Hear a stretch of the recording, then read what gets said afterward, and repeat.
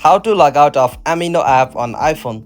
Hey everyone, welcome back. In this video I will show you how can you log out of your Amino app from your iPhone.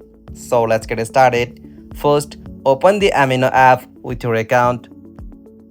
Alright, after you open Amino app with your account, you'll get this type of interface. From your at the top left corner, tap on your profile icon. Alright, as you can see, I have not logged in with my account on Amino. In your case, if you have been logged in, tap on the option settings just at the top right. And from the settings section, you can easily find the options like logout at the bottom of your account section, just like this. After you tap on that logout option, you'll be able to easily log out of your Amino account from Amino app. If you found this video helpful to you, please don't forget to give a like and subscribe to our YouTube channel for more quick and short tutorial like this. Thank you for watching this. Have a nice day.